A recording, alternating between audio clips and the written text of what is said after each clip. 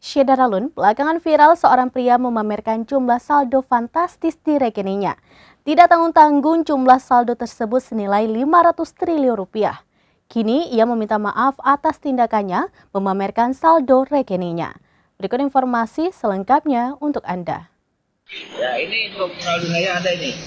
Jadi untuk saldo saya sudah disahkan oleh komunitas cepat bahkan dari konsorsium. Ini saldo saya terakhir. Syedaralun, belakangan viral seorang pria pamer jumlah saldo fantastis di rekeningnya. Tidak tanggung-tanggung jumlahnya mencapai ratusan triliun rupiah. Pria itu memamerkan saldo rekeningnya senilai 500 triliun rupiah.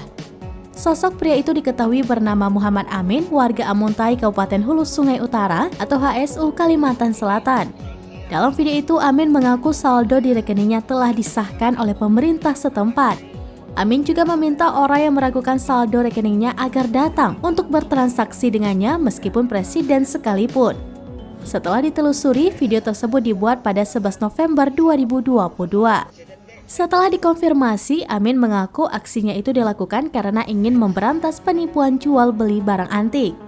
Amin mengaku tak lama setelah menerima telepon dari penjual samurai, ia pun terbang ke Bekasi dan menuju hotel yang telah disepakati. Setibanya di hotel, Amin tidak bertemu dengan orang yang menawarkan samurai tersebut. Amin dianggap tidak mampu membeli barang antik dan diminta menunjukkan saldo rekeningnya. Karena tidak mau diremehkan, Amin membuat video dengan memamerkan saldo rekening yang ternyata sudah ia rekayasa nominalnya. Video tersebut lantas dikirimkan ke orang yang menawarinya samurai itu. Namun, video tersebut malah disebarluaskan hingga viral di media sosial.